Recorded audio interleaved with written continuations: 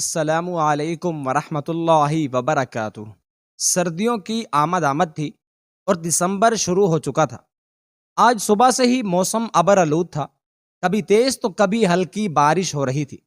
ایسے میں ہم سب اپنے کچن میں بیٹھے اماں کے ساتھ خوش گپیوں میں مصروف تھے۔ جب باہر کا دروازہ بجا تو اماں نے مجھے دروازہ کھولنے کے لیے بھیجا۔ میں صحن میں بارش سے بچتے ہوئے گیٹ تک پہنچی اور جب دروازہ کھولا تو میں حیران رہ گئی، کیونکہ سامنے ہی ابا کھڑے تھے اور ان کے ہاتھ میں ایک چھوٹا سا بچہ تھا، جسے ابا نے اپنی چادر کے اندر خوب اچھے سے لپیٹ رکھا تھا اور چھتری کا سارا رخ اس کے آگے کر دیا تھا تاکہ بارش کا پانی اس پر نہ پڑے۔ مجھے دیکھتے ہی ابا نے فوراً سے کہا، نمرا جلدی سے یہ بچہ پکڑو اور اندر لے جا، دھیان رکھنا بھیگنے نہ پائے۔ یہ کہتے ہی ابا نے ہاتھ میں پکڑا ہوا بچہ مجھے پکڑایا اور خود گیٹ بند کرنے لگے۔ میں اس بچے کو اپنے گلے سے لگائے فوراً اندر کی طرف بھاگی۔ ارے نمرا، کون آیا تھا کچن سے؟ اماں کی آواز آئی۔ میں نے کہا، اماں ابا آئے ہیں، یہ بتاتے ہوئے میں کچن میں چلی گئی۔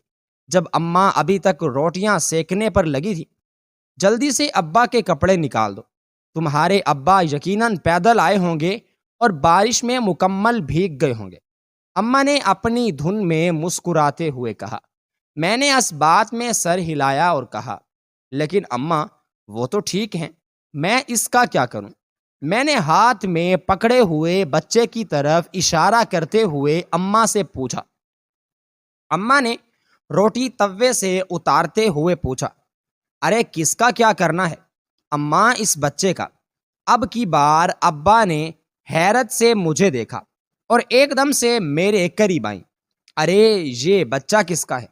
کہاں سے لائی ہے تو؟ کوئی ہمارے دروازے پر تو نہیں چھوڑ گیا تھا؟ اماں نے سوال پہ سوال کرنا شروع کر دیے کہ اتنے میں ابا آئے اور کہنے لگے، یہ کسی کا نہیں بلکہ ہمارا بچہ ہے۔ ابا کی بات سن کر میں حیران ہو گئی اور اماں کو دیکھنے لگی۔ اماں بھی حیرانگی سے ابا کی طرف دیکھ رہی تھی۔ لیکن ہماری تو یہ 3 بیٹیاں ہیں، تو یہ بچہ… ابھی اماں نے بات مکمل نہ کی تھی کہ ابا نے مسکراتے ہوئے اماں کو کندھوں سے تھاما اور کہا، اب تمہیں اماں کے تانے نہیں سننے پڑیں گے۔ اماں تمہیں کہتی تھی نا کہ 3 بیٹیاں دے دی، میرے بیٹے کا بوجھ نہیں بٹ پایا، لیکن اب ایسا کچھ نہیں ہوگا، کیونکہ میں نے فیصلہ کیا تھا کہ میں تمہیں اور اپنی بچیوں کو اب مزید اذیت میں نہیں رہنے دوں گا۔ اسی لیے میں نے یتیم خانے سے اس بچے کو گود لیا ہے۔ آج کے بعد یہ ہمارا بیٹا ہے۔ ابا کی بات سن کر اماں کی آنکھوں میں نمی آ گئی اور اماں نے نم آنکھوں سے مسکراتے ہوئے اس بات میں سر ہلایا اور بچہ میرے ہاتھوں سے لیتے ہوئے کہا، میرا علی حیدر۔ اماں کی بات سن کر ابا بھی مسکرانے لگے۔ ہم بہنیں بھی بہت خوش ہو گئیں کہ ہمیں ایک بھائی مل گیا۔ ہم سب اس کا بہت خیال رکھتے تھے۔ میری دادی ہمیشہ سے میری ماں کو یہ طعنہ دیتی تھیں کہ تو بیٹیاں ہی پیدا کرتی جا رہی ہے، میرے بیٹے کو وارث کب دے گی؟ لیکن دادی یہ سمجھنے سے قاصر تھیں کہ اولاد تو اللہ تعالیٰ کی رحمت ہوتی ہے، وہ جسے چاہے بیٹی سے نوازے اور جسے چاہے بیٹے سے نوازے۔ اس میں کیا حکمت ہے یہ وہی بہتر جانتا ہے۔ لیکن دادی اپنی عادت سے مجبور تھیں، اس لیے اماں کو دن رات اٹھتے بیٹھتے طعنے دیتی تھی۔ اماں اس وجہ سے بہت دباؤ کا شکار رہنے لگی تھی اور ہم بہنیں بھی بہت ڈری سہمی رہتی تھیں۔ ابا نے جب گھر کا اتنا گھٹن زدہ ماحول دیکھا تو انہوں نے ایک اچھا فیصلہ کیا جس نے ہمیں بہت سی خوشیاں دیں۔ لیکن کہتے ہیں نا کہ ہر چمکتی چیز سونا نہیں ہوتی، اسی طرح ہر آنے والا انسان آپ کی زندگی میں خوشیاں نہیں بھر سکتا۔ وقت گزرتا رہا، اماں اور ابا ہمارے ساتھ ساتھ علی کو بھی پالنے لگے۔ علی کون تھا، کہاں سے آیا تھا، اس سے کسی کو کوئی غرض نہیں تھی۔ پہلے پہل دادی نے بہت واویلا مچایا، لیکن ابا کے اڑ جانے پر دادی خاموش ہو گئیں اور وقت کے ساتھ ساتھ علی کو اپنا پوتا ماننے لگیں۔ ایک مان تھا کہ ہمارا بھائی آ چکا ہے، اب ہمیں کوئی بھائی کے نام پر تانے نہیں دے گا۔ ہماری زندگی ایک دم سے جیسے مکمل ہو گئی تھی، ہر سو خوشیاں ہی خوشیاں تھی۔ وقت گزرتا رہا اور مجھ سے بڑی آپی ہیرا کی شادی ہو گئی۔ اس وقت میں گریجویشن کے دوسرے سال میں تھی اور علی 12ویں جماعت میں تھا۔ علی بہت خوش مزاج انسان تھا، کبھی کسی کو اس سے کوئی دقت نہیں ہوئی۔ وہ ہمیشہ ہم سب کو خوش رکھنے کی کوشش کرتا تھا۔ جو بھی ایک بار علی سے ملتا اس کا دیوانہ ہو جاتا۔ ہیرا آپی کے گھر والے بھی علی کو بہت پسند کرتے تھے۔ علی کی بہت سی باتوں پر ہم سب گھر والے بہت فخر کرتے تھے۔ اسی خوش مزاجی، اس کا سب کا خیال رکھنا، ہر ایک کو اپنا سمجھنا، ابا فخر سے کہتے تھے کہ علی میرا بیٹا ہے۔ اماں بھی اس کی بلائیں لیتی نہ تھکتی تھی۔ ہم بہنیں بھی اس پر اپنی جان نچھاور کرتی تھیں، لیکن ہم یہ نہیں جانتے تھے کہ جس انسان کو ہم اتنا پیار دے رہے ہیں، اتنی عزت دے رہے ہیں، جس کی ہر خواہش ہم پوری کرتے ہیں۔ اگرچہ ابا کا کاروبار بہت اچھا تھا، لیکن اس کی ہر خواہش اسی وقت پورا کرنا کبھی کبھی ابا کے لیے ناممکن ہوتا تھا۔ لیکن علی ان کا لاڈلا بیٹا تھا، تو ابا ہر قسم کی کوشش کر کے وقت پر اس کی ضرورت پوری کرتے تھے۔ ہاں، کبھی کبھی ہم بہنوں کی ضرورتیں علی کی ضرورتوں کے نیچے دب جاتی تھی، لیکن ہمیں اس کا کوئی ملال نہیں ہوتا تھا، بلکہ ہمیں خوشی ہوتی تھی کہ ہمارا بھائی خوش ہے۔ یہ خوشی تب تک قائم رہی جب تک علی غیر شادی شدہ رہا۔ ہم نہیں جانتے تھے کہ وقت ہمیں ایسے دن بھی دکھائے گا جس پر ہم اپنے ماضی پر رونے پر مجبور ہو جائیں گے۔ آپی کی شادی کے بعد گھر میں میرے رشتے کی باتیں ہونے لگیں۔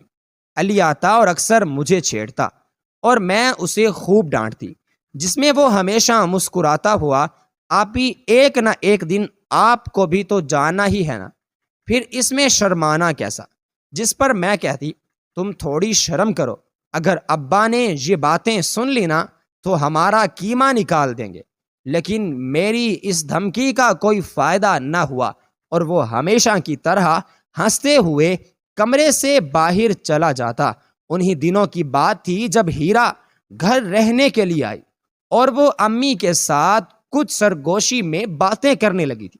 گھر کا ماحول کچھ عجیب سا ہو گیا تھا۔ میں اماں کے پاس بیٹھتی تو اماں خاموش ہو جاتی۔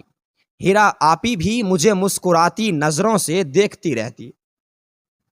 میں یہ بھی نوٹ کر رہی تھی کہ علی اماں اور آپی کے پاس بہت منڈلاتا رہتا ہے اور شاید کوئی بات منوانے کی کوشش کرتا ہے۔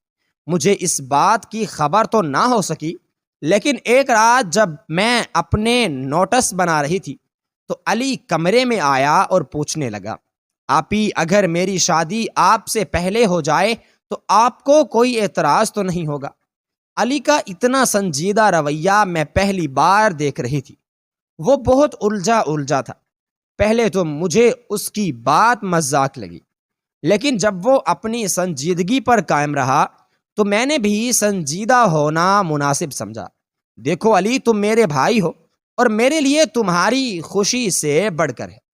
اگر تمہیں کوئی لڑکی پسند ہے اور تم اسے اپنے نکاح میں لانا چاہتے ہو تو یقین مانو مجھے اس بات میں کوئی اعتراض نہیں ہے، بلکہ میں تو خوش ہوں اور فخر کروں گی کہ میرا بھائی ایک ایسا اچھا انسان ہے جو اپنی محبت کو اپنے نکاح میں لانے کی ہر ممکن کوشش کر رہا ہے۔ میں نے مسکراتے ہوئے محبت بھرے لہجے میں علی سے کہا، جس پر علی کی آنکھیں نم ہو گئی اور شدت جذبات سے میرا ہاتھ دباتے ہوئے کہنے لگا، بہت شکریہ آپی، میں آپ کا یہ احسان کبھی نہیں بھولوں گا۔ میں نے پیار سے اس کے سر پر ہاتھ پھیرتے ہوئے کہا، اس میں احسان کی کوئی بات نہیں، تم میرے بھائی ہو، تمہارا خیال رکھنا میرا فرض ہے، لیکن ہاں تمہیں اچھے دینے پڑیں گے شادی میں تاکہ میں تمہاری جان بخش سکوں۔ میں نے ڈرامائی انداز میں اپنا ہاتھ بلند کرتے ہوئے کہا، جس پر علی ہنسنے لگا۔ اماں اور بابا نے بھی علی کے پوچھنے کے بعد مجھ سے پوچھا تھا۔ میں نے اپنی رضامندی کا اظہار کیا تھا اور کہا تھا بابا میں اپنی ڈگری مکمل کرنا چاہتی ہوں، اگر علی شادی کرنا چاہتا ہے تو آپ اس کی شادی کر دیں، کیونکہ وہ ایک لڑکا ہے، وہ بعد میں بھی اپنی پڑھائی مکمل کر سکتا ہے، لیکن میرے لیے بہت مشکل ہوگا، اسی لیے جہاں علی کہتا ہے آپ اس کی شادی کر دیں، مجھے کوئی اعتراض نہیں۔ میری رضامندی پر سب گھر والے بہت خوش تھے، اور وہ دن بھی آن پہنچا جب ہم علی کی بارات لے کر گئے اور ایک پیاری سی بھابھی کو لے آئے۔ ہم سب بہت خوش تھے، وہ لڑکی بھی ہماری دیکھی بھالی تھی، کیونکہ ہیرا آپی کی شادی میں وہ ہر کام میں بہت آگے تھی۔ دراصل وہ ہیرا آپی کی نند کی بیٹی تھی۔ علی اسے دیکھتے ہی اس کا دیوانہ ہو چکا تھا۔ اس نے آپی کے ذریعے اپنے دل کا حال اس لڑکی تک پہنچایا تو اس لڑکی نے بھی اپنی محبت کا اقرار کیا تھا، جس پر علی پھولے نہ سمایا تھا، اور جلد از جلد اس نے نکاح کرنے کی ٹھان لی تھی۔ جس دن ہم بارات لے کر گئے تھے اس دن علی کے چہرے کی رونق دیکھنے والی تھی، ایک عجب ہی نکھار آ گیا تھا۔ میں بار بار اس کی بلائیں لے رہی تھی، لیکن میں نہیں جانتی تھی کہ وقت کا پہیہ ایسا گھومے گا کہ علی کی بلائیں لینا تو دور، اس کا نام تک بھی سننا میں گوارا نہیں کروں گی۔ وہ بھائی جس سے میں اتنی محبت کرتی ہوں وہ میرے لیے ایک عام انسان سا رہ جائے گا۔ شادی کے کچھ دن تو سب ٹھیک رہا، لیکن آہستہ آہستہ ہم سب نے محسوس کیا کہ علی اکھڑا اکھڑا سا رہنے لگا ہے۔ رات دیر تک گئے تک وہ گھر واپس نہیں لوٹتا تھا، اور اس کی بیوی کو اس کی کوئی پرواہ نہیں تھی۔ ایک عجیب سا ماحول گھر میں بن گیا تھا۔ علی کو جب پاس بٹھا کر ابا نے پوچھنے کی کوشش کی تو وہ ہتھے سے اکڑ گیا اور ابا سے بدتمیزی کرنے لگا۔ اماں اور ابا اس کا یہ روپ دیکھ کر بہت پریشان ہو گئے تھے۔ کچھ دن تک تو یہ سلسلہ چلتا رہا، لیکن کچھ دن کے بعد علی گھر آیا اور آ کر ابا کے قدموں میں بیٹھ گیا۔ بابا جان مجھے معاف کر دیں، مجھ سے بہت بڑی غلطی ہو گئی ہے، میں نے آپ کا دل دکھایا، میں نے امی کا دل دکھایا، پلیز آپ دونوں مجھے معاف کر دیں۔ میں یہ سب کرنا نہیں چاہتا تھا، لیکن پتہ نہیں مجھے کیوں اتنا غصہ آنے لگا، پلیز آپ مجھے معاف کر دیں۔ علی بہت رو رہا تھا۔ بابا اور اماں بھی اس کی باتیں سن کر اور اس کے یوں بار بار اصرار کرنے پر سب کچھ بھلاتے ہوئے اسے گلے سے لگ بیٹھے، ساری غلطیاں بھول گئے۔ میں نے بھی اپنا دل صاف کر لیا تھا۔ ابھی کچھ ہی دن گزرے تھے کہ دیکھا علی کی بیوی کھانا نہیں کھا رہی تھی۔ جب اماں نے اسے کھانے کے لیے رکنے کے لیے کہا تو نخوت سست سر جھٹکتے ہوئے کہا، یہاں بیٹھ کر آپ جیسے جاہل لوگوں کے ساتھ کھانا کھانے سے بہتر ہے کہ میں بھوکی ہی سو جاؤں۔ یہ کہتے ہی وہ غصے سے پاؤں پٹختی کمرے میں چلی گئی۔ ہم سب حیران پریشان اس کا چہرہ دیکھ رہے تھے۔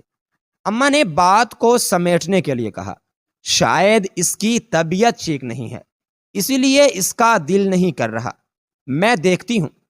یہ کہتے ہوئے اماں نے ٹرے میں اس کے لیے کھانا لگانا شروع کر دیا۔ جب میں نے اماں کے ہاتھ پکڑے، بس ماں کیا آپ کو نظر نہیں آتا وہ کتنے ڈرامے کرتی ہے؟ آپ چھوڑ دیں، جس کو بھوک ہوگی وہ خود آئے گا اور خود کھائے گا۔ آپ، میں، رابعہ یا بابا ہم میں سے کوئی بھی اسے کھانا دینے نہیں جائے گا۔ میں نے اماں کے ہاتھ سے ٹرے لیتے ہوئے بلند آواز میں کہا تھا۔ علی اس وقت گھر میں داخل ہو رہا تھا۔ وہ اتنا شور سن کر سیدھا میری طرف آ گیا۔ کیا ہوا ہے؟ آپ اتنے غصے میں کیوں ہیں؟ میں نے بنا لحاظ کیے کہا، علی لگتا ہے تمہاری بیوی ہمارے ساتھ رہنا نہیں چاہتی۔ اماں نے اسے کہا کہ بیٹھو کھانا کھاؤ، لیکن وہ یہ کہہ کر چلی گئی کہ ہم لوگ جاہل ہیں، ہمیں کھانے کا پتہ نہیں ہے، اس لیے وہ یہاں بیٹھ کر کھانا نہیں کھائے گی۔ اسی لیے اب اگر اسے کھانا کھانا ہے تو وہ یہاں آ کر کھانا کھائے گی، اور اگر اسے کھانا نہیں کھانا ہمارے ساتھ تو اسے خود آ کر اپنا کھانا لے کر جانا پڑے گا۔ میں، اماں، رابعہ یا بابا اسے کھانا دینے نہیں جائیں گے۔ یہ کہتے ہی غصے سے اپنے کمرے کی طرف چل دی۔ علی کچھ دیر تو سب کو چہرہ خاموشی سے دیکھتا رہا، پھر اپنے کمرے کی جانب چل دیا۔ کچھ دیر کمرے میں رہنے کے بعد جب وہ باہر آیا تو اچانک چیخنے چلانے لگا، نمرا آپی یہاں آئیے، جلدی آئیے۔ وہ ٹی وی لاؤنج میں کھڑا چیخ رہا۔ جب میں پرسکون سی وہاں پہنچی، بولو کیا ہوا ہے؟ میں نے بے پرواہ انداز میں کہا۔ آپ کی ہمت کیسے ہوئی میری بیوی کو یہ کہنے کی کہ تم صرف مفت کی روٹیاں توڑتی ہو؟ وہ یہاں ہے تو اپنے شوہر کا کھاتی ہے، کسی ایرے غیرے کا نہیں کھا رہی۔ علی نے پہلے کبھی مجھ سے اتنی بدتمیزی سے بات نہیں کی تھی۔ علی کی بیوی بھی پیچھے دروازے میں آن کھڑی ہوئی تھی۔ میں نے اسے دیکھا، وہ مسکرا رہی تھی۔ علی، تمہیں تمہاری بہن کا نہیں پتا، تمہیں تمہارے ماں باپ کا نہیں پتا، وہ کیسے ہیں؟ تمہیں اپنی بیوی پر اعتبار ہے۔ اچھی بات ہے کہ تم اپنی بیوی پر اعتبار کرتے ہو، لیکن یہ سوچ لو کہ تمہاری ماں، بہن یا باپ اس طرح کی بات کر سکتے ہیں۔ افسوس ہے تمہاری سوچ پر۔ جس پر علی نے ہاتھ اٹھاتے ہوئے کہا، بس آج کے بعد میں آپ میں سے کوئی میری بیوی کو کچھ نہیں کہے گا۔ میں اس گھر کے اوپر کے پورشن میں علیحدہ ہونا چاہتا ہوں۔ آپ لوگوں کو جو کرنا ہے آپ لوگ کریں، لیکن میری بیوی کو کچھ نہیں کہیے گا۔ یہ کہتے ہی علی غصے سے وہاں سے چلا گیا۔ اس کی بیوی پیچھے کھڑی مسلسل مسکرا رہی تھی۔ وہ سر فخر سے بلند کرتے واپس چلی گئی۔ ہم سب نے ایک دوسرے کا چہرہ دیکھا۔ کیا ضرورت تھی نمرا تمہیں اسے کچھ بھی کہنے کی؟ تم جانتی تو ہو رابیل چاہتی ہے کہ علی ہم سے دور ہو جائے۔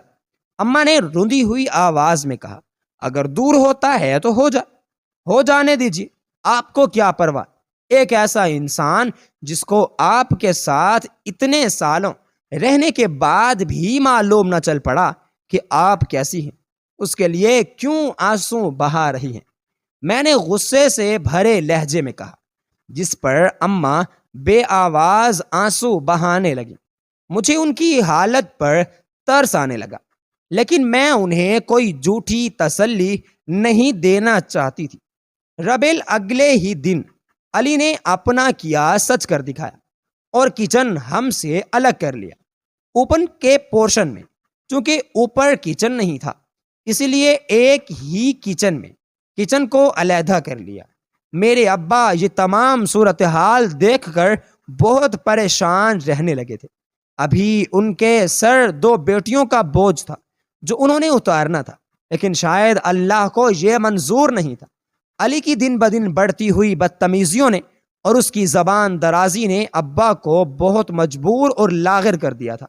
ایک روز جب ابا سونے کے لیے لیٹے تو دوبارہ کبھی اٹھے ہی نہیں۔ وہ دن ہم پر قیامت بن کر ٹوٹا تھا، لیکن مجال ہے جو علی کی آنکھ سے ایک آنسو بھی نکلا ہو۔ وہ نہ ہمارے پاس تسلی دینے ہمیں آیا تھا اور نہ ہی اپنا غم کم کرنے۔ ابا کی تدفین ہو گئی۔ وہ تب تک ہمارے پاس نیچے رہا جب تک تمام لوگ موجود رہے۔ جیسے ہی لوگ چلے گئے، علی نے اوپر کا راستہ ناپ لیا۔ اب حالات یہ آ گئے تھے کہ ابا کے تمام کاروبار پہ علی نے اپنا قبضہ جما لیا تھا، اور اماں کو یا ہم بہنوں کو کچھ بھی دینے سے وہ گریز کرتا تھا۔ میرے لڑنے پر وہ بامشکل مہینے کا 15,000 نکال کر دے دیتا تھا، لیکن 15,000 سے گھر کے اخراجات پورے نہیں ہوتے تھے۔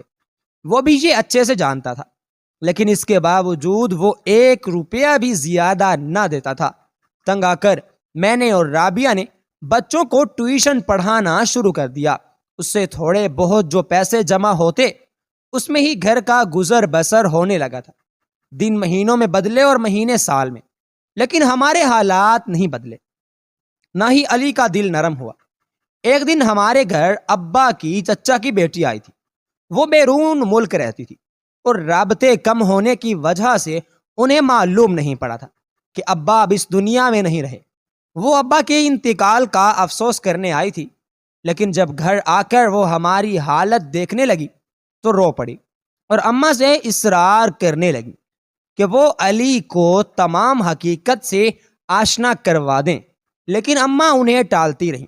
بہت سمجھانے کے بعد جب اماں نے پھپھو کی بات نہیں مانی تو آخرکار پھپھو تک ہار کر واپس لوٹ گئیں اور کہنے لگے، اللہ تمہارے حق میں بہتری کرے راشدہ، میں دعا کروں گی کہ علی کو عقل آ جائے اور وہ آپ کے حق میں ایک بہترین بیٹا اور بھائی بن کر دکھائے۔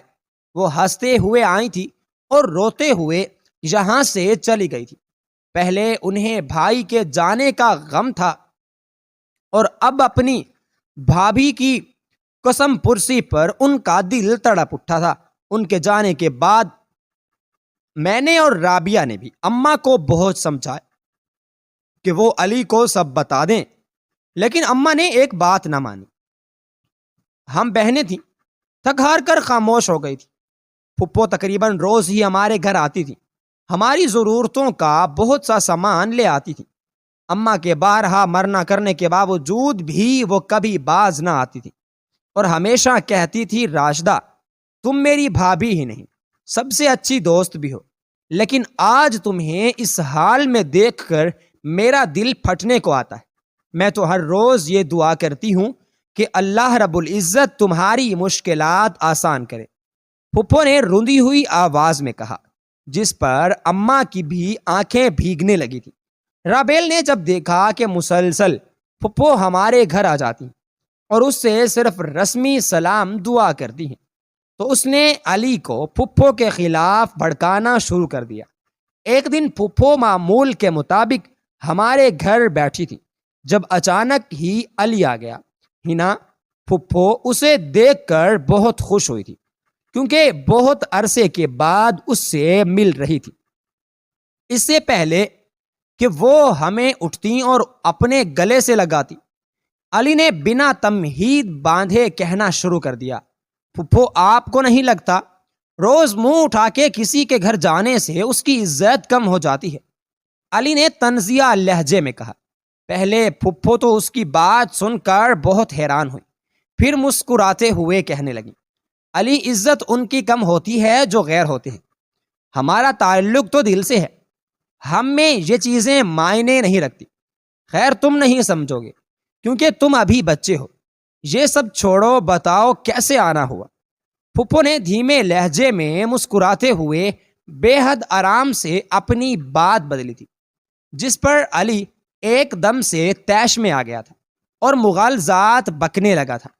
امی اسے روکتی رہ گئیں۔ ہنا پھپھو نے بھی اسے سمجھانے کی کوشش کی۔ میں وہاں خاموش تماشائی بنی کھڑی تھی، لیکن جب علی کسی کی بھی بات کو سمجھانے سے خدا کے واسطوں سے چپ نہ ہوا، یہاں تک کہ ہمارے مرے ہوئے باپ کا بھی اس نے بھرم نہ رکھا، تو میں ایک دم سے ہی پھٹ پڑی۔ تم سکھاؤ گے ہمیں رشتوں کی اہمیت، رشتے کیسے نبھاتے ہیں، یہ تم بتاؤ گے؟ میں اچانک ہی غصے سے بولتی اس کے سامنے جا کر کھڑی ہوئی تھی۔ علی بھی مکمل میری طرف گھوم گیا تھا۔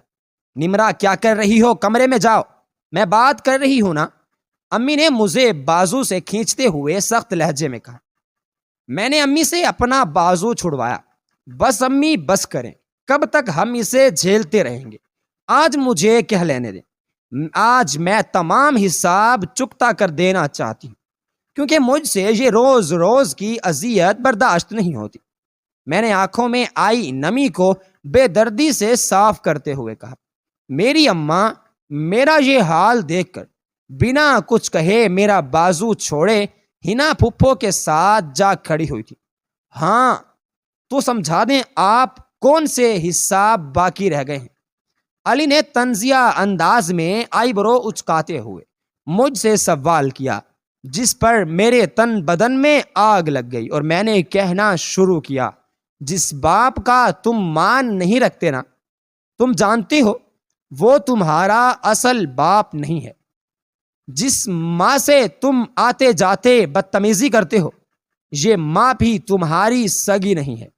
جسے تم اتنی بدتمیزی سے پیش آتے ہو اور انہیں گھر سے باہر نکل جانے کے لیے کہہ رہے ہو، یہ رشتہ بھی تمہارا سگا نہیں ہے۔ ہم بہنیں جو تم پر جان چھڑکتی ہیں، ہم بھی تمہاری سگی بہنیں نہیں ہیں۔ جانتے ہو تمہاری اوقات کیا ہے؟ تم ایک یتیم لڑکے ہو جسے اگر میرے ماں باپ نے، میری ماں نے پناہ نہ دی ہوتی تو شاید تو آج در بدر کی ٹھوکریں کھا رہا ہوتا، شاید وہ ہر رشتے کے لیے تو ترس رہا ہوتا۔ لیکن یہ میرے والدین کا تم پر احسان ہے کہ تم کیا ہو، تم کیسے ہو کی بنیاد پر جج کرنے کی بجائے اپنے سینے سے لگایا، تمہیں اپنا بیٹا بنایا، تمہیں ہر وہ آسائش دی جو وہ دے سکتے تھے۔ جس چیز کا تم نے کہا انہوں نے تمہیں لا کر دی۔ بہنوں کی ضرورتوں پر تمہاری ضرورت کو ترجیح دی۔ ہم بہنوں نے اپنی تمام محبتیں تم پر لٹا دی۔ جانتے ہو کیوں؟ کیونکہ ہم سب تمہیں دل و جان سے پیار کرتے تھے، ہم سب تمہیں اپنا سگا بھائی سمجھتے تھے، لیکن تم نے بتایا کہ سگے سگے ہوتے ہیں اور لے پالک ہوتے ہیں۔ لے پالک کبھی سگے نہیں بن سکتے۔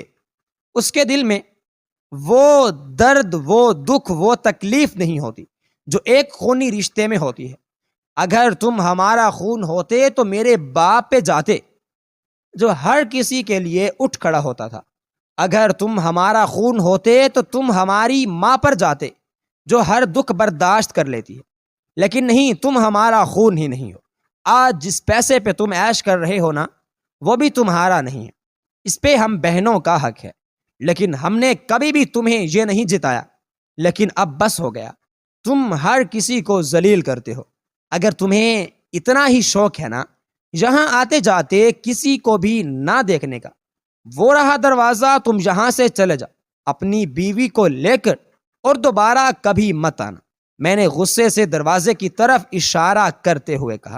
علی سکتے میں آ چکا تھا، میں رو رہی تھی۔ بہت عرصے کا غبار جو دل میں اکٹھا تھا ایک دم سے میں نے اس پہ نکال دیا تھا۔ میں نہیں جانتی تھی کہ کبھی ہماری زندگی میں ایسا موڑ بھی آئے گا جب میں علی کو اس طرح اس کی حقیقت سے آشنا کروں گی۔ علی کی آنکھوں سے آنسو جاری تھے۔